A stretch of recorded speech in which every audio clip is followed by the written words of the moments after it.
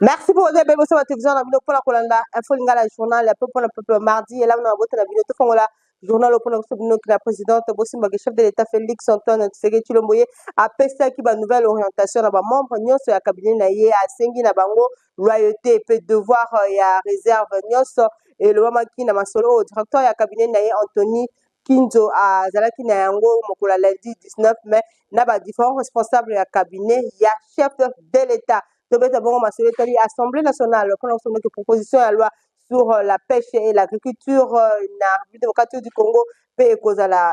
compléter la loi relative au beau à loyer et cela qui vont déclarer recevable dans la plénière au seulement qui pour la lundi 12 mai na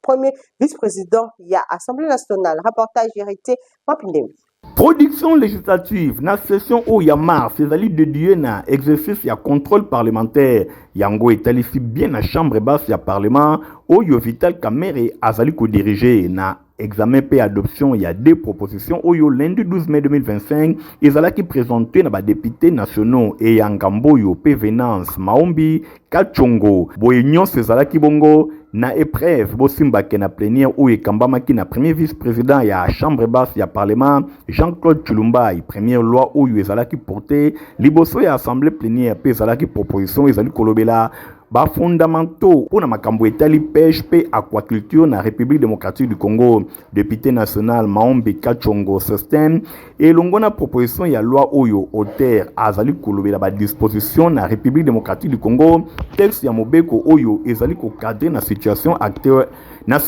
actuelle pambate loi en vigueur oyo décret le 21 avril 1937 88 ans après réforme ya loi oyo pe ba proposition mososo ezali ko concerner aquaculture pe ezali ko s'imposer pour na ko garantir na population sécurité pe stabilité alimentaire pour na makambo etali nutrition ezala malamu. Deuxième proposition oyo ezala ki porter na intention ya représentation nationale ezali proposition ya loi ezali kolobela mobeko numéro 15/025 il y a le 31 décembre 2015 pour na babo à loyer non professionnel pe élu national et yangambo yo venance et atalisa ki mutation sociale pe économique pe juridique oyo République démocratique du Congo azali ko connaître actuellement auteur atalisi 10 ans après mobeko oyo esengeli eza na évolution pour na ko protéger légalement ba différentes parties prenantes boye na 20 articles où ils allaient modifier quand 9 existera déjà un nouveau chapitre article 5 où il bakisami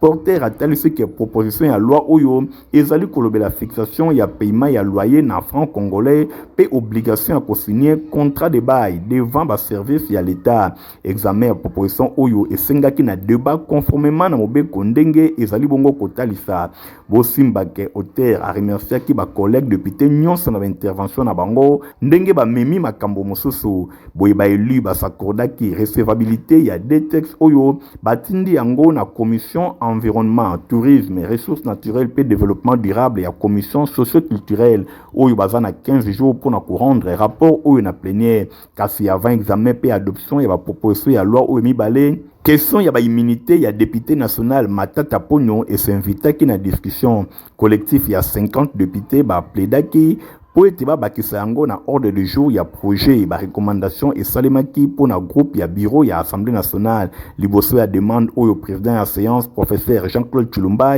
a évoqué ki article 69 ya constitution pe ya sengi ba eli ba sa la confiance na ba démarche où ezali amorcé et pas ya professeur Vital Kamerhe numéro 1 ya chambre basse ya parlement une cinquantaine de ba motion d'information ezala ki pe aborder et pas ya ba eli na séance plénière oyo balobela ki mingi na ba province oyo ba accident et maki weekend eleki pe na Kasangulu elongo na 109 personnes bakufaki na mvula enokaki na Fizi boye na un mois ya clôture ya session ordinaire ya mars rythme ba plénière ekomi ko s'intensifier pour na ko respecter calendrier oyo ba votaki et pas ya ba élu 3 mois ya session. Totikala kaka na masolo etali ya Assemblée nationale pour l'ensemble de commission d'enquête ya Assemblée nationale les alaki na séance de travail lundi 12 mai po wapi balobela ki proposition ya cour de compte pour na recrutement pe mise à la retraite ya promotion ya ba agent ya institution oyo reportage. Commission d'enquête ya Assemblée nationale ya République démocratique du Congo basalaki séance de travail lundi 12 mai yango ezalaki consacré na ya proposition ya loi ya cour de compte boye recrutement mise à la retraite promotion ya ba agent ya institution oyo bosimba ke balobela ki pe efficacité ya gestion ya ba ressources humaines na kati ya cour de compte na séance oyo et se déroula qui même na cour de compte a rassemblé qui ba honorable députés nationaux membres ya commission experts ya domaine bureau ya cour de compte pe bango nyonso bazalaki au grand complet ba discussion et portaki mingi autour ya ba pratique actuelle ya recrutement pe ya promotion pe lisusu balobela ki ba critique ou ezalaki formulé et pas ya cour de compte oyo asengi na révision ya procédure oyo ezali président ya commission député national Paul Gaspard Ngondankoenkoy et ya Longia ye asolinaki importance ya koétudier ba proposition oyo en profondeur pe ko améliorer gouvernance pe intégrité na kati ya cour a insistaki pe na nécessité ya ko garantir ba agent ya cour de compte ba bénéficier na traitement moko équitable pe ya reconnaissance appropriée ya contribution na bango bosimba ke enquête oyo eza na cadre ya ba large réforme ya ba institution politique na RDC et ezali ko viser mingi ko renforcer confiance ya public envers ba entité gouvernementale ba résultat ya misala oyo ekozala présenté na prochaine plénière na Assemblée nationale pe ko permettre ko dégager ba recommandation concrète pour na meilleure gestion ba ressources humaines na kati ya cour de compte commission ya enquête akoko ba misala na ye mokolo ya mardi na palais du peuple et pa iwapi ba membre nyonso ya bureau ya cour de compte ba kozala auditionné na espoir ya kotombola transparence pe efficacité na kati ya institution cruciale oyo pour na kotambusa ba finance publique na ndenge ya malamu. Na masoleta li Premier ministre Madame Judith Suminwa Tuluka semino ke mokolo lundi 12 mai délégation européenne ya protection civile pe ya opération d'aide humanitaire à bayamba maki et pa ya Premier ministre Madame Judith Suminwa Tuluka ensemble balobela ki situation humanitaire préoccupante dans l'Est République démocratique du Congo. Nadine Nassona Igor Anting. Premier ministre Madame Judith Suminwa Tuluka a accordé audience na délégation de la Commission européenne sous la protection civile et opération d'aide humanitaire. Et Kona Mokuse et Zala qui conduit par le directeur général adjoint na yango Hans Das. Na Katia Masolo na bango ba lobela ki mingi penda situation humanitaire o ezali ko préoccupé kuna na Est République démocratique du Congo. Eko ezako souhaité à renforcer aide humanitaire na partie est précisément na ba domaine médical, nutrition, hébergement ya ba victimes. Objectif ya mission na bango ezalaki ya ko stocker komona na miso na bango situation humanitaire ndenge ezali kuna na est ko discuter na ba autorité ya Kinshasa pe na premier ministre bamona ba moyen nini bakoko sala pona ko rendre lisusu efficace aide humanitaire oyo bakoki ko acheminer na Est République démocratique du Congo na masolo oyo chef ya gouvernement a réaffirmé ki détermination ya koluka ba action na sens ya ko soutenir population délégation eko et affirmé ya ko pesa enveloppe ya 100 millions d'euros pona ko soutenir besoins humanitaires Union européenne eza ko continuer ya ko fournir aide financière na ba partenaires internationaux humanitaires b'agence des Nations Unies Croix-Rouge ONG pour na soutenir population congolaise na crise oyo bosimba ke eko ezalaka bongo créé na 1992 pour na exprimer solidarité na bango na Union européenne pe na population au bazan nango besoin partout na monde. Na masoleta li vice premier ministre ministre ya économie Daniel Mukoko Samba yambaki bongo délégation moko ya Fonds monétaire international o bayaki ko sala programme na bango na République démocratique du Congo. Fabrice Lundo na pesi bino ba détail. Autour de la table du travail, le vice-premier ministre et ministre de l'économie nationale, professeur Daniel Mukoko Samba, ayambaki délégation ya Fonds monétaire international, FMI Oyo, azana programme structurel et longona gouvernement ya République démocratique du Congo pour na soutenir croissance économique na RDC. Bayaki ko s'assurer auprès ya membres ya gouvernement ba question relative pour na makambo eteli ba prix pétrolier. Pe gestion ya dossier ya calcul ya ba perte pe manque à gagner oyo emonani na ba société pétrolière à s'adresser qui après séance de travail oyo Calixte Aukoposi chef ya mission ya Fonds monétaire international a kachaki satisfaction na été pour na ba perte pe ba manque à gagner oyo ezali bongo sensiblement ya kokita. Nous sommes venus voir le VPM pour discuter des questions liées à son domaine, en particulier la gestion des prix des produits pétroliers. Et nous avons remarqué que les manques à gagner ont diminué sensiblement, ce qui a un impact très positif sur les finances publiques. Donc nous encourageons le gouvernement à continuer ce travail qui a été entamé pour réduire les pertes et les manques à gagner dans le secteur. Nous avons également parlé des questions du coût de la vie, des réductions du coût de la vie, qui ont été les mesures qui ont été engagées par le ministère pour comprendre le fondement et les perspectives de cette mesure. Bosimba pe boye bakeba résultat oyo ezali fruit ya rigueur oyo etami en place et pas ya patron ya économie nationale na calcul ya ba perte pe ba manque à gagner lokola ezali ko témoigner séance de travail oyo et longo na bactère nyonso ya secteur pour na kosilisa certification ya stock 2024 boye bakke clôture ya certification 2024 ezali ko talisa ba perte ya manque à gagner nyonso eleki de 16 à 15 millions de dollars américains au deuxième semestre, contrairement à l'année où il y a eu koleka et pas wapi ba perte ba manque à gagner et bandaki bongo konage n'a plus de 300 millions de dollars américains. Par reporter info lingala journal pour la plupart du secrétaire exécutif provincial de l'Union congolaise ville ya Kinshasa. Braj Ngali oyo alobela ki biso masolo etali ville ya Kinshasa. Ngai kombo na ngai Braj Ngali Firi mingi babenga ngai Obama le lion de la ville. Naza secrétaire exécutif provincial ICO ville de Kinshasa. Na pesina nombote na ngai epaya autorité morale le docteur professeur Daniel Mokoko Samba oyo azali actuel vice-premier ministre ya économie nationale oyo anali kosala musala kitoko na mboka na biso le mal ezake bandimaka mutu soki akufi soki lelo yo dollar ekomaki na 35 na 40 nde tonga tomona bato batelemi bazochola bazoloba wapi ki professeur na ye wapi maye langwa ye kocha au service de la nation mais bamoni stabilité ya dollar au biso toyeba ke to fêter dollar ezala déjà likolo ti to koma ba membo dollar ezala déjà likolo mais wana bato bazolobela ngote carburant ekitiao mbala liboso na mboka na soto mona eloko ekita to moni carburant ekiti bato bapese chance te bato balobi non na sima mikolo to mona carburant ko mata boye to moni ba biloko ko lia première nécessité ekitiao bato bazopesa toujours chance te eko mata nango kaka eko mata mais to féliciter to pesa ba encouragement nano na gouvernement ko bana maman Judith koya na ministre économie pe ko kendel susu na président de la République Fachi Beton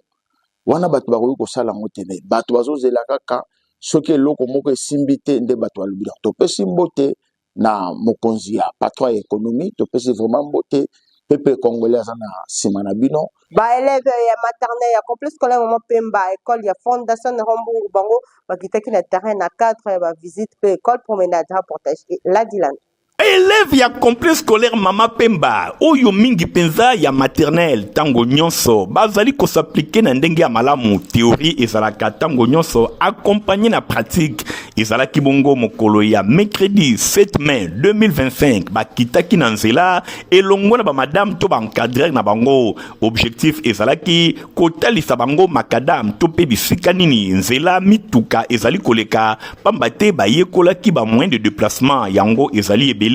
moto, voiture, vélo, camion, pousse-pousse, pe bongo na bongo. Sur place, balakisaki bana maternelle, ndenge nini ko traverser nzela, soit lokola bazali bana mike, ko intéresser mokolo asungayo tope ozala prudent, otala de gauche à droite, pratique oyo intéressaki, ba élève ya complexe scolaire Mama Pemba ya maternelle na ndenge ya kosakana te, ndenge moko ya bankadre na bango, Madame Pauline a expliqué. Classe promenade. Na bana biso pona kolakisa bango nzela po toza na thème ya moyen de déplacement par terre yango toye na bango pona kolakisa bango ba moyen de déplacement sorte ya moyen de déplacement tolakisi bango moto tolakisi bango voiture tolakisi bango vélo tolakisi bango pousse-pousse tolakisi bango camion tolakisi bango nyonso et puis pe pona prudence tolakisi bango soki olingi okatisa prince soit prudent yaya azala ou soit kotala na gauche kotala na droite avant ya ko traverser prince kokatisa makadam pamba te brutalement te otala na gauche otala na droite pona kokatisa totalisi bango soki yaya azate zala na maîtrise. Regardez na gauche, na droite, après au katisi. Fuma banga moyo. Tele ko lakisa bana biso chaque thème ce qui toza na thème to yaka to il faut to kene na milieu oyo wezo lakisa ke biloko to pesa bana ba mona vraiment ba mona basima ba moni ba moyen de transport nyonso awa. Ba moni baza déjà éveillé. To pesi merci mingi na papa na biso ne Rombungu. Fuma banga moyo. Amata lisusu nzamba pambola ye lisusu abakisa lisusu ebele apese longue vie bonne santé. esika ya kitoko kokomisa mwana kobanda na niveau ya maternelle ezali kaka complexe scolaire Mama Pemba école ya Fondation Néron Mbungu oyo ezwami na commune ya Kesenso kuna formation ya qualité ezali kopesama mwana abandati asukisa na yango ekozala iloko moko ya malamu nyonso ezali komonana. Merci honorable Néron Mbungu initiateur ya complexe scolaire Mama Pemba mosala kitoko ezali komona.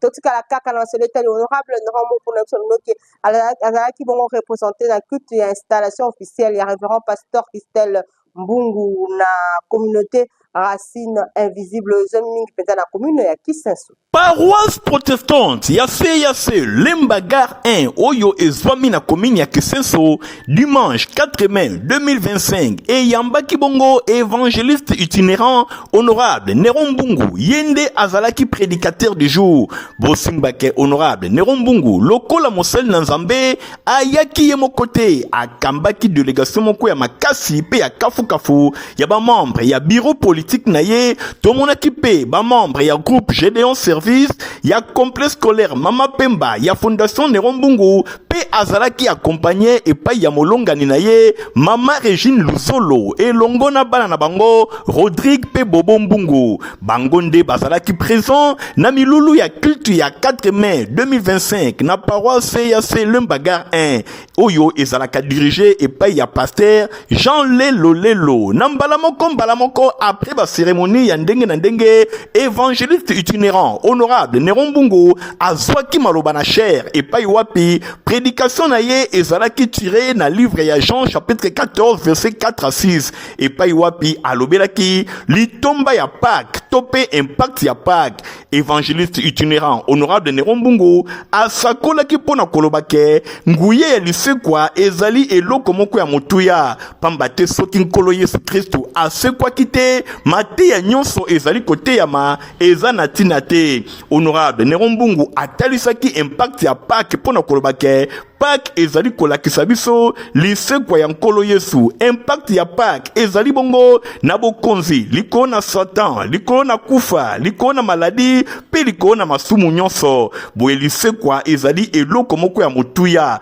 pe ateiba na Nzambe alobi esengeli kokangama na Nzambe kosala action de grâce kokima misala nyonso mabe pamba te tango ezali mokuse esengeli mwana Nzambe nyonso ayeba na kotambola kati na kobanga Nzambe bosimbake culte oyo ezalaki marqué na ba cérémonie ya ndenge na ndenge présence ya honorable Néron Mbungu évangéliste itinérant Matéa naye ezalaki capté 5 bana Nzambe nyonso ya paroisse protestante CAC Lembagar 1 batondisamaki na esengo komona ke balie penza bilei na molimo pamba te évangéliste itinérant asukisaki na kolobake esengeli tango nyonso na bomoi na biso to célébraka Pâques to kanisaka kufa pe lisekwa ya nkolo Yesu yango nde eza na litomba kati na bomoi na biso na suka ya culte pasteur titulaire ya paroisse protestante CAC Lembagar 1 mwana mboka révérend pasteur Jean Lelo alimbola kiboui. Donc l'impact ya Pâques tozali kokoba ko célébrer Pâques pamba te ezali fête oyo ezali kotalisa elonga ya ba chrétien elonga sur le péché elonga sur Satan elonga sur la mort elonga sur la maladie. Donc Pâques ememela biso elonga soki Yesu asekoka te seno maloba ya Nzambe eza na tina te me lokola asekwaki maloba na Nzambe eza na nguya na bongo mosakoli alobi tesengeli totangaka yango tosalelaka yango wana ezali baprincipe ya nzambe apart maloba na nzambe sengeli tokangama na mabondeli to abonde na baaction de grâce mpe tosalela ntango pamba te mikolo ezali mabe. Simba pe boyeba ke honorable Nerombungu évangéliste itinérant bisika nyonso ye azalaka nzambe nde akendaka liboso pamba te lokola mosali na nzambe bisika nyonso babengaka ye ateyaka songo malamu na bokonzi na nzambe mpona kosunga bana nzambe bacomprendre makomi mpe bayeba na kobongola mitema nyonso ezali na litomba te obele liloba na nzambe nde ezali konetola moto ezali kokangola ezali kosikola. Merci évangéliste itinérant honorable Nerombungu bana ya paroisse protestante CAC Lembagar 1 basepelaki balie biloko kitoko ya molimo.